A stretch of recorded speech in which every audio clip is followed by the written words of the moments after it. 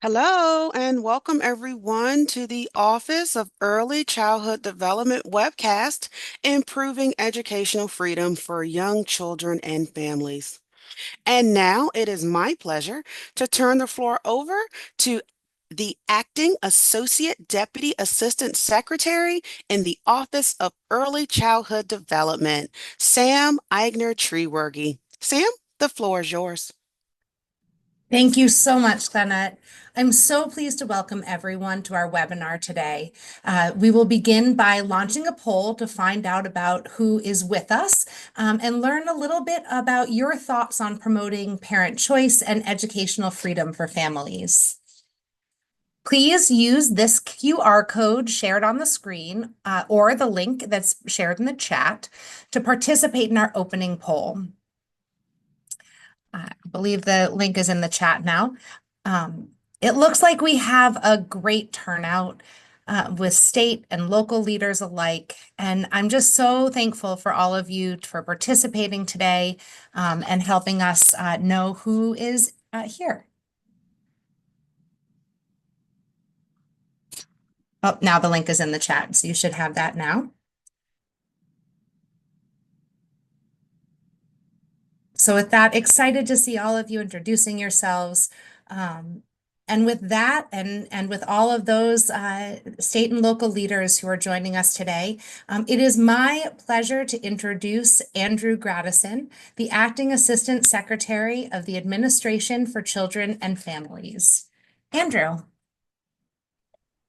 Thank you very much, Sam, and good afternoon, everyone, and good morning to those of you not on the East Coast. I'm really grateful to be here with you today. From the opening days of this administration, the president has made clear that we stand for educational freedom and allowing parents to choose what's best for their families, especially when it comes to the educational settings that they choose for their children. Within the first week in office, President Trump signed an executive order expanding educational freedom and opportunities for families. The aim of the president's executive order is simple: to ensure that all families, including those with low incomes and or working families, have the option to choose educational alternatives to government-run schools, including private and faith-based options. We have a literacy crisis in this country. The most recent data shows that about 40% of fourth graders are proficient in math and under a third are proficient in reading. So the problem is that our educational systems are not meeting students' needs. We're failing children, especially disadvantaged children. So it's become clear that parents want to have more of a choice and more of a say in how to meet their needs of their children. So in response to that problem, 17 states have taken the lead here, and 17 states have universal school choice, allowing families, not the government, to choose the right educational setting for their children. And the evidence on that's clear. When you give families more options, we promote competition, and competition will raise standards. ACF fits into this equation too, outside of states taking the lead on K-12 education. And in response to President Trump's executive order on April 29th of this year, the Administration for Children and Families released multiple guidance documents to promote educational freedom. We are an agency that is committed to promoting the economic and social well-being of children, families, and communities, and ensuring that our states, our counties, and our grant partners, our grant recipients are equipped to do so well. One of our key priorities is ensuring that families are best able to choose schools and early childhood settings that reflect their values and their religious belief. Throughout our nation's history, religious schools have played a vital role in American education. ACF recognizes this, and we're working to ensure that parents, providers, and grantees are available of the flexibilities that exist for faith-based childcare providers and after-school programs.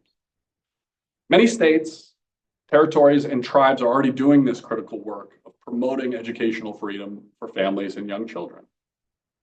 Our job at ACF is to continue to support you all to lead in states and communities and to do what we can to make it easier for you to put families in the driver's seat when it comes to their children's education. That's what this webinar is about and why we put this guidance together that outlines the flexibility that you have through our federal programs to give families more choices. I'll now introduce our Deputy Assistant Secretary, Lori Todd Smith, who is leading our work in this area. Thank you, Lori, for all you're doing and bringing to ACF to lead on this charge. Thank you, Andrew.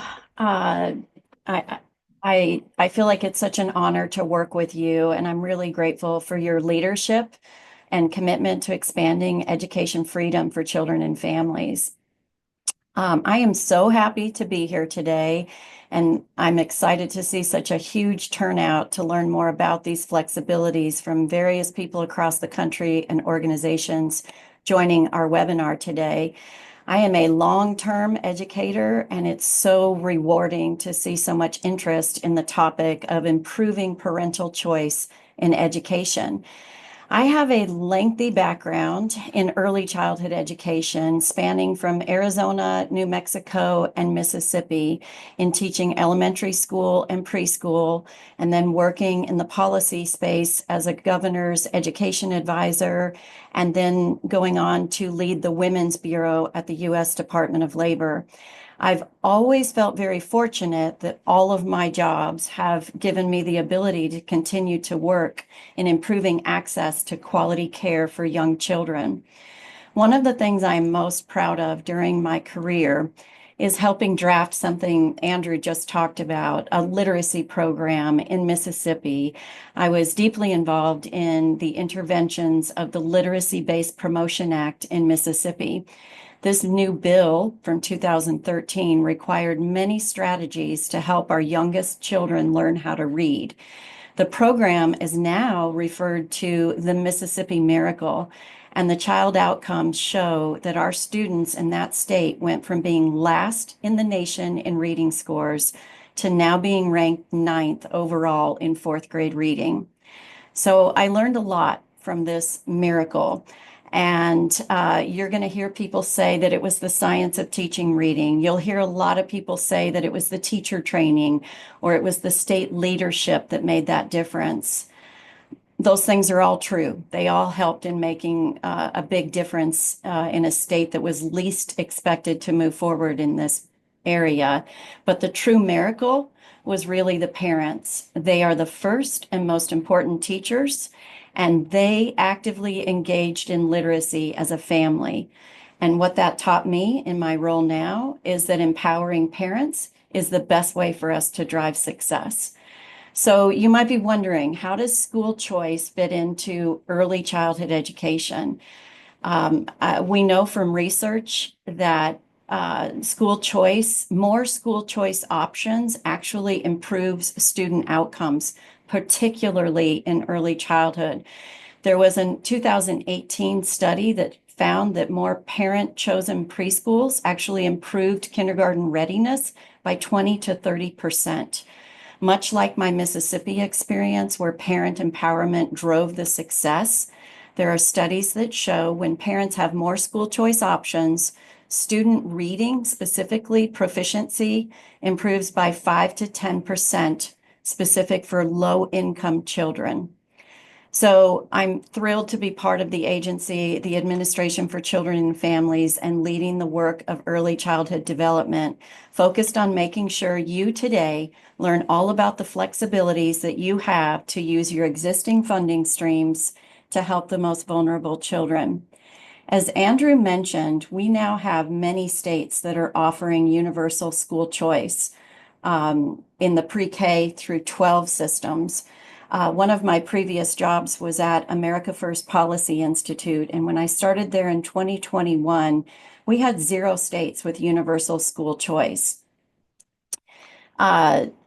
and today we now have 17. There are 34 additional states that offer private school choice for families. So that led into this executive order, President Trump's executive order, that I feel really blessed. I got to actually help in drafting the Expanding Education Freedom and Opportunity for Families executive order. And so to now be on the end of leading the early childhood development team, I really think that you all, I hope, will gain a lot of information about the flexibilities, how to do that in your own states. Today, you're going to hear about the various funding streams, and I hope that you will have some aha moments of how we can use these existing flexibilities that you already have to help the parents in your communities. You're going to hear about Head Start playing a role in helping parents select programs that work best for them, and how you can partner with Head Start and local efforts to help parents understand all the options in their child's education. You'll also hear from the CCDF team, or Office of Child Care team, how vouchers can offer families more choice in developing faith-based settings, and how we can support families who are even interested in homeschooling their children through the use of these vouchers. So when we talk about the future of how we're going to help parents who you're now serving in the early childhood space, these will be lifelong skills as states continue to expand school choice. So we will be able to help and empower families become long-term advocates about how to make the best choices for their child's education. So I am excited for you to hear from my team today. Please share all your ideas and questions in the comments today using the Q&A feature. We definitely want to hear from you and support the work that you're doing to allow families to lead on what they know is best for their children. So I'm going to turn it back over to Sam. I will be joining in and looking forward to the rest of the conversation. Sam, back to you. Thank you so much, Lori, and it's so great to hear about your experiences in Mississippi and how impactful parent choice was in really achieving the long-term goals for children and families. I'm excited to be here with you today and to introduce a great panel of ACF program leaders, including Maggie Quinn from the Office of Child Care, Deborah List from the Office of Family Assistance, Janelle George from the Office of Community Services, Tala Hubin from the Office of Head Start, and Ben Odell from the HHS Faith Center. Thank you to each of our panelists for joining us here today, and I'm really excited to get started with our discussion to learn more about the guidance that you all recently issued. I'm going to start with you, Maggie. Your office, the Office of Child Care, released guidance and strategies that really help states think about expanding the programs that accept CCDF vouchers, building on one of the core purposes of CCDF that really empowers family to make their own decisions regarding the child care and that types of care that best fit their needs. I'm hoping you can start by telling us a little bit about this guidance and really highlighting the flexibility that it offers states to use to enhance family choice. Thanks, Sam. Yes, that's right. So one of the core and longstanding principles of the Child Care and Development Fund CCDF program is to promote parental choice to empower working families to make their own decisions regarding childcare services that best meet their family's needs. So many of you are aware that the CCDF statute and regulations require that every family offered CCDF assistance is given the option to receive childcare services through a certificate or voucher. And what you might not know is that lead agencies, so that states, territories, and tribes, must permit parents to choose from a variety of provider types and settings. So that could include center-based childcare, family childcare, relative care, and faith-based providers. So our guidance focuses on strategies for CCDF lead agencies to help ensure that a full range of providers are available so that families really can choose the childcare setting that works best for them. So our guidance also clarifies the flexibility that faith-based providers have when a family freely chooses their care through the use of a voucher or certificate. So I'll discuss that a little bit more on the next slide. We know that parents want to have choices not only in the early care and education setting for younger children, but to continue to have choices as they move into elementary school and beyond. We can actually go back to the last slide. So to support school choice throughout their education, the guidance also provides strategies on how CCDF lead agencies may support school choice for school-age children. It's important to remember that CCDF is available to support school-age children. In fact, 35% of children benefiting from CCDF nationally are school-age children age 6 and older, and that's based on 2022. So children are eligible for CCDF assistance up to age 13 or up to age 19 if they're physically or mentally incapable of caring for himself or herself, or if they're under court supervision. Also, CCDF subsidies can be used for care during non-school hours, which is really important for supporting before school, after school, and wraparound care for school-age children. Also, for the first time, this new guidance describes the flexibility that states have to support families who choose to homeschool their children. So while this guidance reiterates that CCDF cannot be used for education services for children enrolled in grades 1 through 12, it does describe the ways, the important ways that CCDF can support families who homeschool. So states have the flexibility to define homeschool teaching as a qualifying activity for parents for CCDF eligibility, making homeschooling families potentially eligible for CCDF. Homeschooling families may want to use CCDF assistance to access childcare programs or providers in the community during non-core school hours if parents have part-time work, training, or volunteer activities and need care. CCDF cannot be used for actual homeschooling, but this option enables homeschooling families who may need care for younger children not receiving educational instruction during their siblings' homeschooling hours to access childcare subsidies. So our guidance reiterates that CCDF assistance may not be used to pay for care provided by the child's own parents. Therefore, parents who homeschool cannot receive CCDF assistance for the children they are homeschooling during those core school hours. However, the funds can support the cost of childcare for siblings or for care needed during non-core school hours. So we can move on to the next slide now. So I want to spend the rest of my time today to explain the flexibility CCDF offers to support participation from faith-based providers. To support faith-based providers to participate in the CCDF program and to serve children who use subsidies, faith-based providers receiving CCDF assistance through vouchers or certificates are allowed to use CCDF funding for religious purposes or activities. There's also flexibility in hiring requirements for faith-based providers in the CCDF program, allowing providers to require their employees to adhere to religious tenets and teachings. So this flexibility supports parental choice by allowing faith-based providers to care for children in accordance with their beliefs and values. Based on 2019 estimates, there are approximately 7,500 faith-based childcare centers nationwide, and 2,730 of them currently accept CCDF vouchers or certificates. So we encourage lead agencies to consider how to support more participation from this important provider type. And finally, states who want to support participation from faith-based providers may use CCDF quality dollars to offer technical assistance to providers interested in participating in the CCDF program to meet CCDF health and safety standards and states' licensing standards if applicable. They can use quality dollars to provide grants to childcare providers to offset compliance costs, leveraging CCDF quality improvement funds, or they can conduct outreach through religious networks to raise awareness respecting their autonomy. Excellent. Maggie, that's great. Thank you so much. And it's just so great to highlight the ways that CCDF can be used to really support the full range of parent choices, hearing ways that CCDF vouchers can support families that do choose homeschooling.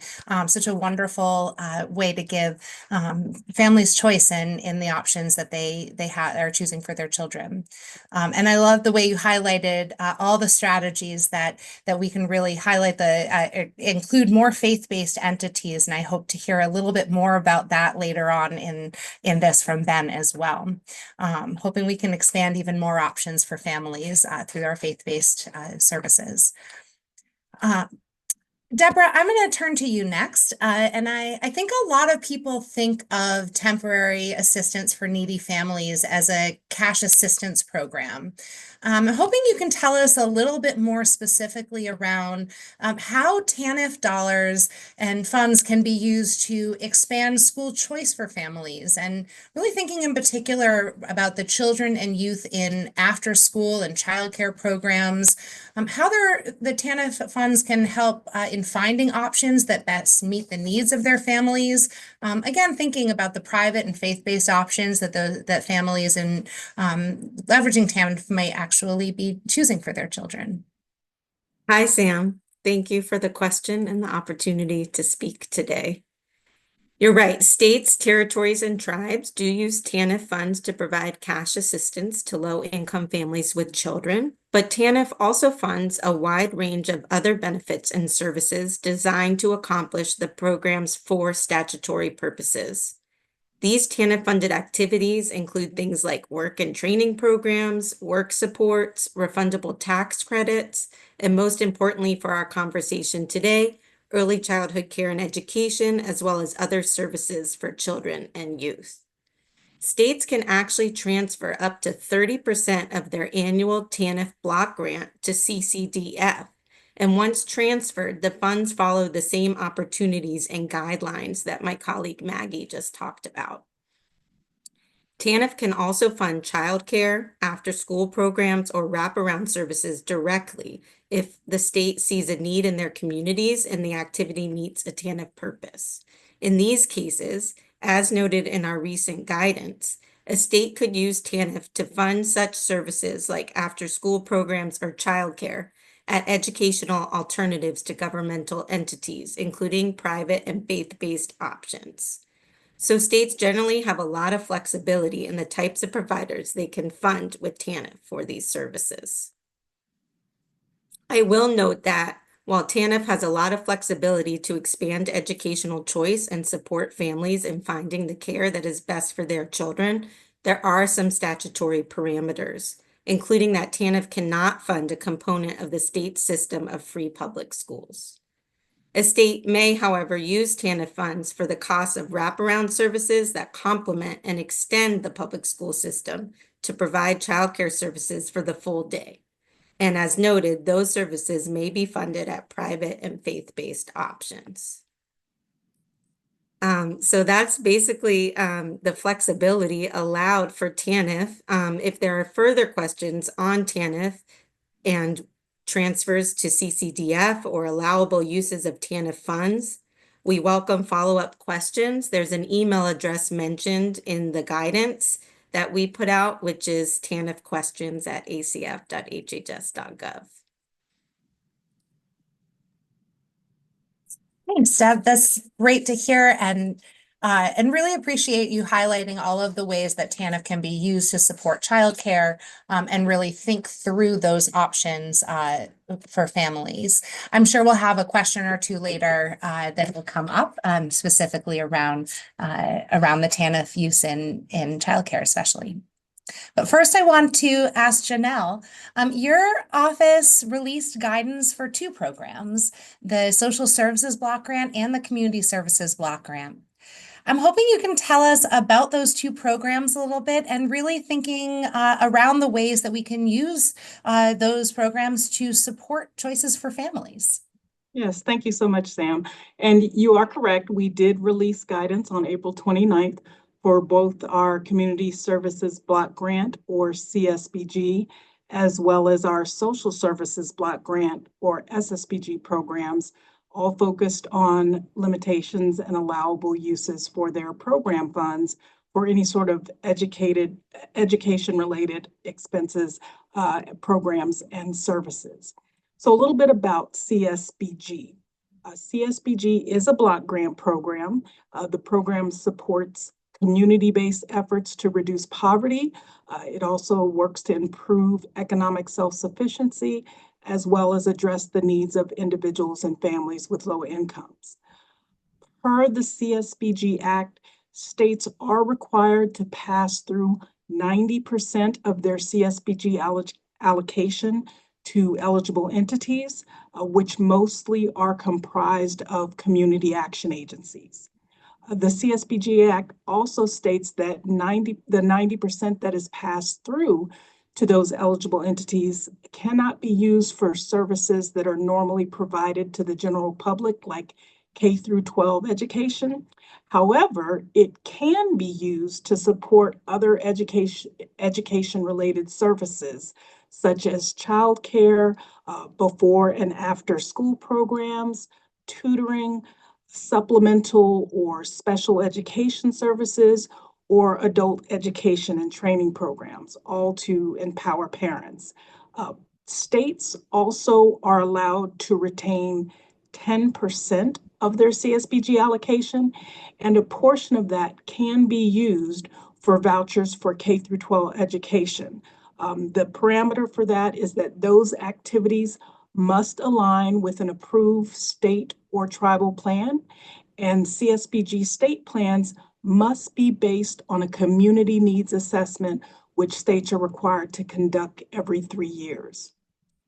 In regards to our social services block grant program, again, this is a block grant that is providing flexible funding to our states so that they can support a wide variety of social services, all looking at reducing dependency, preventing neglect and abuse, and promoting self-sufficiency among vulnerable populations. The SSBG statute is actually quite explicit in that it prohibits the use of funds for providing any sort of educational services, which could generally be provided to individuals at no cost. So where they're speaking of things like K through 12 education. However, SSBG funds can also support vouchers for education related activities that align with the SSBG program goals, like school enrichment, career and life skills, any sort of social and emotional development, things that are directly connected to education and success. So for both CSBG and SSBG, states can give families some flexibility to choose programs that best fit their children's needs while ensuring some access to quality enrichment opportunities. And I would like to note that the guidance that we released did provide some examples of some of those educated-related activities that the programs could support. Thank you so much. It's great to hear about those programs and all of the ways that they might really be able to serve the school readiness purpose that I know many states are focused on as they address the literacy crisis. I know that that we're facing as a nation. Tala, great transition to you and the ways that the Office of Head Start is really working to inform programs of the ways that they can serve their critical role in helping parents understand their school choice options, their early childhood, early care and education options. And I'm hoping you can tell us a little bit more about what the Head Start program leaders can do to facilitate parent choice that was highlighted in your information memorandum. Thank you, Sam, and good afternoon, good morning to you, early childhood family. So in response to the executive order and to support school choice for families, the Office of Head Start released an information memorandum, which you might hear us always referring to it as an IM, that outlines the critical role that Head Start plays in promoting parent choice to select the early childhood, early care providers that best meet their family needs. The IM recognizes that Head Start programs serve as a foundation for school readiness for many families preparing young children for academic and social success. Head Start programs can help parents understand school choice options, including what early childhood options that are available. And we know that they can and do serve as a valuable resource to prepare families to effectively utilize school options in their communities as their children transition into elementary school. The Office of Head Start Guidance discusses 3 key ways that Head Start programs facilitate parent choice. So Head Start programs are encouraged to actively participate in state and local efforts to coordinate enrollment and promote the variety of early care and education options available in their state and their local community. Head Start programs are encouraged to work closely with families to determine their program model and consider how their program offerings respond to their family needs. And programs can re-examine and develop community partnerships to expand in ways that support family choices. For example, through connections with faith-based and home-based settings for families that want those options. So what does this look like in action? First, Head Start programs can play an important role in supporting parent choice during transitions. Whether there's a new baby in the family or infants and toddlers and preschoolers who are ready to enter or graduate from early Head Start or Head Start, knowledgeable staff and programs can help families explore the best early care and school options for their children. Transitions are important moments for children and families and great times for conversations about what's best for the child and the family in their next step forward in education. We know that many factors influence these decisions for parents, including work schedules, safety and trust, word of mouth, input from other parents, family values, culture, religion, and convenience, to name a few things that are on families' minds during these times. Head Start programs should and always try to help families understand all of the early childhood and elementary school options in their local community as they do outreach with families and during their transition along children's journey through preschool or to kindergarten and elementary school. That's a pretty big transition for families. Beyond what Head Start programs do with families, they work directly with programs, can help all families by joining state and local partners to support the coordinated enrollment and other efforts to better integrate early childhood service options within the community and to promote a variety of options for families across the mixed delivery systems. For example, we have Head Start for Kent County, serving Head Start children and families in Grand Rapids, Michigan. This program took a leading role to coordinate with other community-based organizations that provide preschool services in their geographic area to create a joint enrollment system. At the time, preschool services in the area were expanding and preschool providers wanted to maximize services for children and families with the limited resources that they had, while also reducing competition among providers. Through a joint committee, the providers created a universal enrollment application and database, along with a call center and a joint website that helped families find community-based private and public preschool options in the community. With a joint enrollment system across all provider options, families can now access one portal, or call one number to apply for their first, second, and third choice preschool options, which reduce the burden on families and maximize the efficiency for providers. Innovative leadership of Head Start for Kent County emphasized how implementation has really helped all preschool providers in their service area to honor and support parent choice in early education. And I know a lot of you are already doing other innovative things to do this. Another way is Head Start programs should also work to involve families in making decisions. They can and should do this through engaging their policy council. This is a critical way to gather family input to shape the Head Start programs that reflect parental preference. Programs should also use community assessments to explore parent and family priorities. It is important to keep those family priorities front and center and communicate with parents openly and regularly, collecting information from them about their preferences and using that information to improve service delivery. And lastly, Head Start programs must be fully enrolled. So they have a vested interest in offering the kinds of programming that is mostly responsive to family choice and making sure that the program model fits what the families are looking for.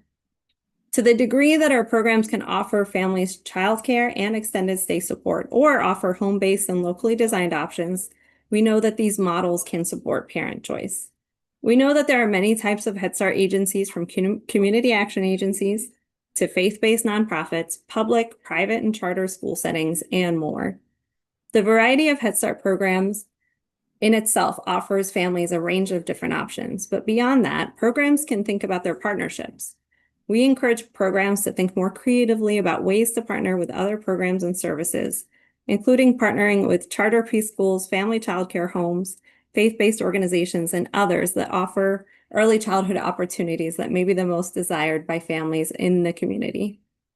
By layering and braiding funding streams, coordinating with partners, and listening to families, Head Start programs can help reduce or eliminate financial barriers and can empower families with limited resources to make informed early childhood education choices, to select a program with a specific curriculum, quality rating, or convenient location that works best for them. Thank you, Sam. Thank you so much, Tala. It was great to hear so much great things that are happening in Head Start communities and all of the strategies that Head Start programs are using to make sure that they are actively engaging in the choices that families can have in their local community and making sure that families get to the programs that best meet their needs. Ben, I'm going to turn to you with that note and ask you a little bit more. I know you work closely with many faith-based groups and other community-based organizations. And after hearing about all of this new guidance from ACF, what suggestions do you have for state and program leaders on the call on how they can partner with these faith-based groups and community-based organizations? And do you have any recommendations for faith leaders and how they can help partner with the state as well? Thanks, Sam. And thanks to everybody who's joined the webinar today. Thanks to all the staff at ACF who helped work on this guidance and have put together this amazing webinar today. And then again, just thank you all for being here to hear about some of these important changes and updates that are being made and the guidance that's being received. So I want to share 3 quick ideas, strategies for thinking about how to connect with some of these groups, because partnership starts with connection. Partnership starts with reaching out and making that engagement and saying, hey, we're here and we want to work with you all. So 3 tips there, and then a few quick follow-up ideas on faith engagement. So those 3 tips are: engage with people who know people, engage with who you know, and then engage with who you don't know. So let's talk a little bit about each of those. Engage with people who know people. So just like we have the Center for Faith or the Faith Center at HHS, there are state offices for faith engagement. There are county and municipal offices for faith engagement. And these are folks who know the faith leaders in your respective communities in your states. They've built relationships over time. They have connections. They've done site visits. And these offices are ready and excited. I was just talking to them yesterday. I know some of them are on the call today that are excited to reach out and connect their faith and community-based organizations to these opportunities and strategies in some of these programs. Additionally, you can reach out to networks. This can look like ministerial alliances. This can look like multi-faith and interfaith coalitions that are in your local communities.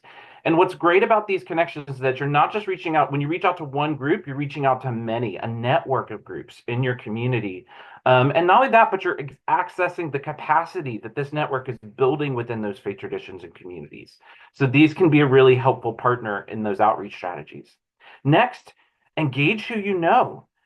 There may be staff who are working with you on these programs that attend houses of worship that are part of the traditions and communities in your area. And they may know senior leaders in those traditions and communities, can make an introduction and say, hey, we'd love to talk about some of the ways we can do this work together. So engage people who already are in your community that you know.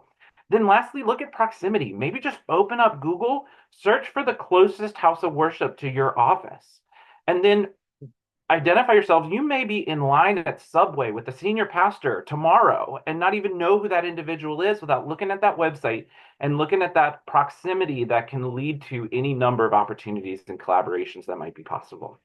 Lastly, I want to encourage you to engage who you don't know. So when we think about faith and community engagement, sometimes we often think about the mega church right down on the corner that everybody thinks about connecting with, or sometimes we think about the majority faith tradition in our local community. And those are key groups, and we want to encourage you to reach out to those groups. But I also want to encourage you to think about the groups you might not initially think about. So I was looking up this data. In your mind for a second, imagine the second largest religious tradition in your state. I'll give you a second. Think about who you think might be the second largest religious tradition in your state. Let me give you some answers. In South Dakota and South Carolina, it's the Baha'i faith. In Montana and New Mexico, it's Buddhism is the second largest religious tradition. And then in Nebraska, the second largest tradition is the Hindu tradition. And so some of these groups can be just over the moon excited to reach out to you and to when you reach out, and can be some of your strongest partners for the excitement that they bring to those collaboration and opportunities. In all of this work, I want to celebrate and honor and just champion the fact that we're really emphasizing religious liberty in all these opportunities, and making sure that we're honoring the deeply held religious traditions and backgrounds of these groups. And so much of what's possible is possible when so much more is possible when we engage mechanisms like certificates, like vouchers, and other indirect funding mechanisms where that choice is given to the parent of where these funds go. And so that's something we want to encourage, celebrate, and really lift up as a great strategy that honors the religious liberty traditions that are so important to our country. So I also want to thank the faith leaders who are with us, who've been on this call for today and joining us and learning, wanting to learn more, the networks that are here today. We so appreciate your participation. We so appreciate you wanting to learn more about this space and get involved. The center, the HHS Center, which has been in place since the Bush administration, and it was just renewed by President Trump on February 7th, is here to support this ongoing work. And we're building tools, resources. We're going to be having webinars that are going to help you faith leaders think about the ways they can get involved, and hear stories from other faith leaders who have gotten these funds, who have participated in some of these programs, and are actively engaging in some of these strategies. So through the webinars we're going to host, you're going to have a chance to hear from other faith leaders who are part of this story, so that you can find yourself in that story too. So we're excited to join with you all through those opportunities and resources.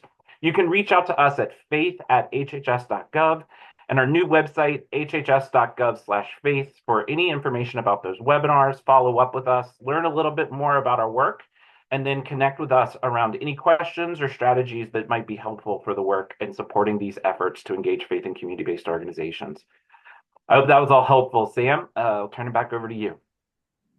Thank you so much, Ben. I think those reflections on the importance of the faith-based early care and education providers really helps highlight how we can engage a variety of different options for parents that they're really choosing, and really strategies we have to think about being cognizant of as we engage different groups into our early care and education systems as well. Thank you to all of our panelists across the 5 different programs from across ACF for sharing about how your administrators of your programs can really hone in on improving school choice for young children and their families. It looks like we have time for a question or two. So I'm going to just start with one question. It looks like this one's for you, Maggie. Can you talk a little bit, you did talk a little bit about the importance and the ways that faith-based providers can engage with CCDF funds. I'm wondering if you can talk a little bit about the strategies that faith-based providers can be financed with CCDF funds, talking about vouchers, certificates, but also contracts or other strategies states may be using to fund early childhood, early care and education centers. Sure. That's a great question. So in the CCDF program, families can receive childcare subsidies through either a voucher or certificate or through a grant or contracted slot. So actually about 96% of childcare subsidies are provided through vouchers to the family. There are some differences for faith-based providers between vouchers and grants and contracts that we just want to make sure folks are aware of. So one difference is if a faith-based provider receives CCDF funds as a grant or contract to provide direct childcare services, that childcare provider is then restricted from using the funds for religious purposes or activities, including worship or instruction. So again, those restrictions are only tied to receiving CCDF funds through grants or contracts. So on the flip side, if states want to support CCDF participation for faith-based providers, they're encouraged to conduct outreach and expand the flexibility available to faith-based providers accepting CCDF vouchers. So by accepting vouchers, faith-based providers are able to serve CCDF eligible children in a way that respects the beliefs and values. So the parents are kind of using that voucher to choose the faith-based provider, and therefore the religious instruction is allowed. I did want to just mention one other thing. There was a question I saw in the chat about someone asked if faith-based providers have always qualified for CCDF.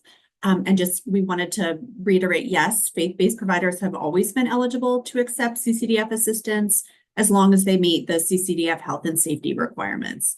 So this guidance just reminds and sort of reinforces those flexibilities to make sure that our lead agencies are aware of the flexibilities they have to use CCDF quality funds and other funds to support faith-based providers.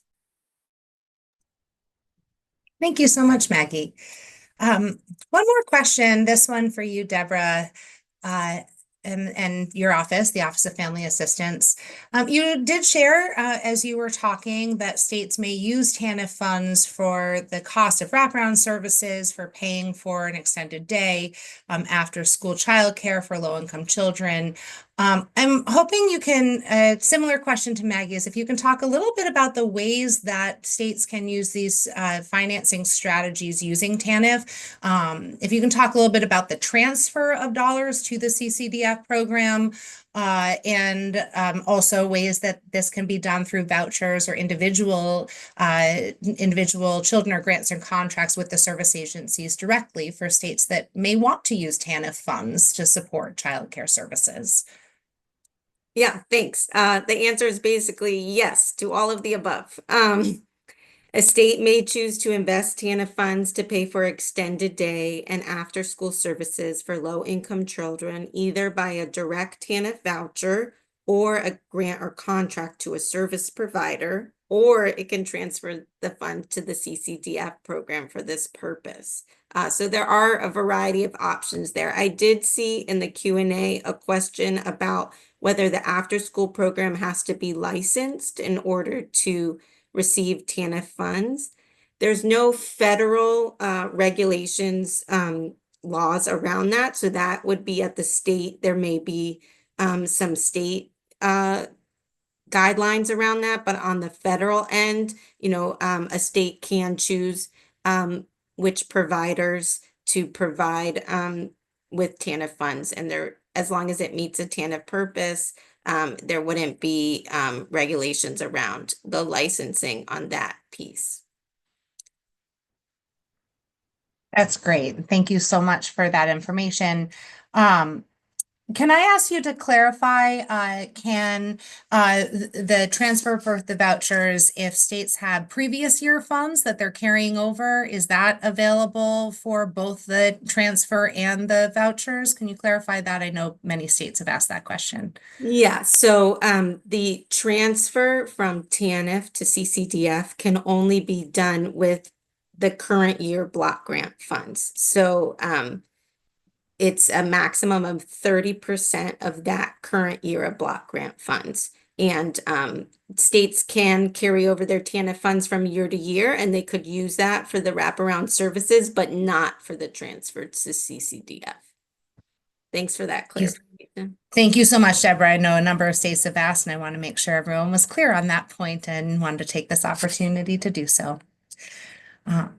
Again, I thank you to everyone for your time and participation and expertise that you contributed to this call and the development of the guidance. We just really just appreciate so deeply the commitment that you have in supporting parent choice and making sure that children have a range of options of early care and education choices.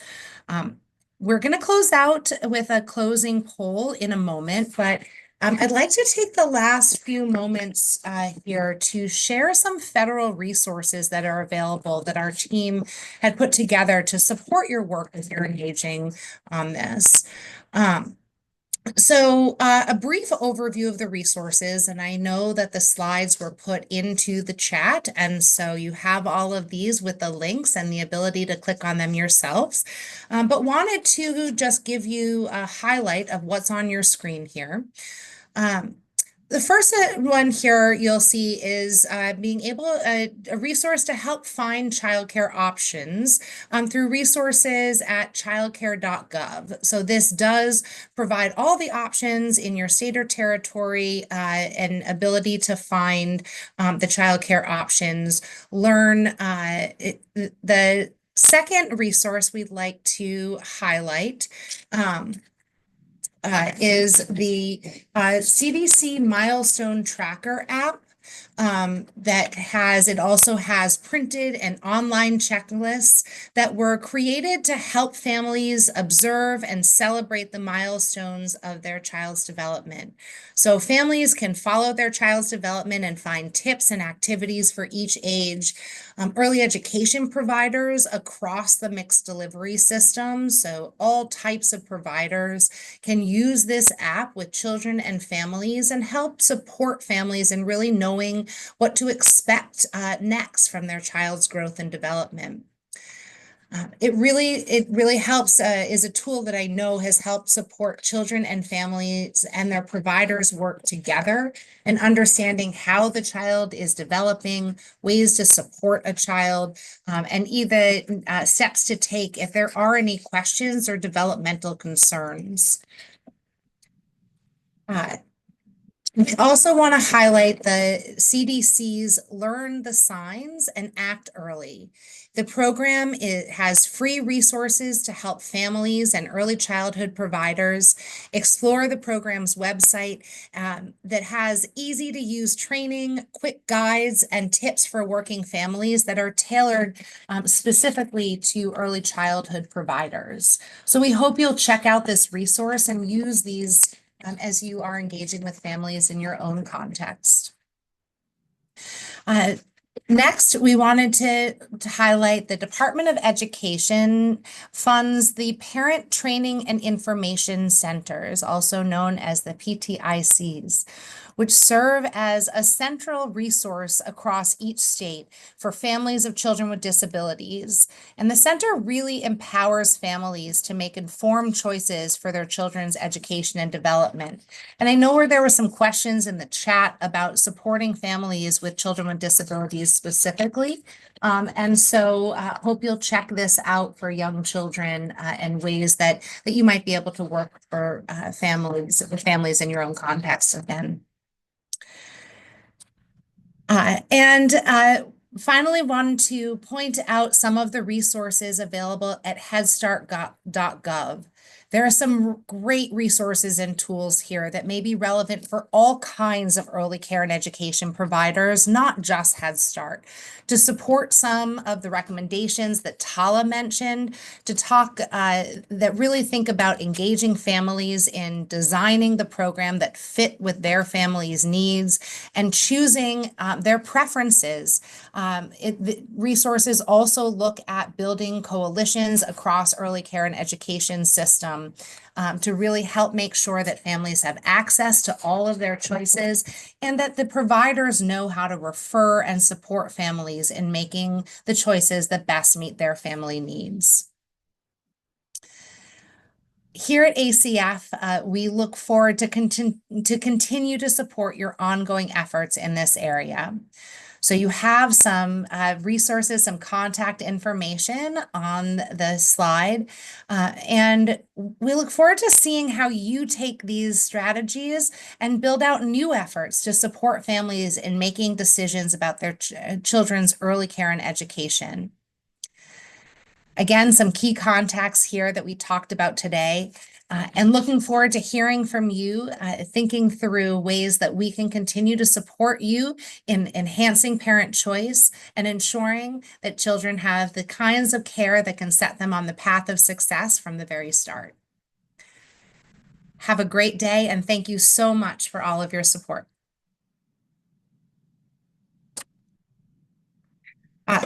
Finally, we want to hear more from you on how we can support your work. So please use this QR code and use this poll to share your thoughts from today so we can inform our work going forward and really help make sure future efforts are targeted to the kind of support that you can use on the ground in your own state or community or in the programs that you are working with. And again, thank you so much for being here today and looking forward to continued engagement with you all.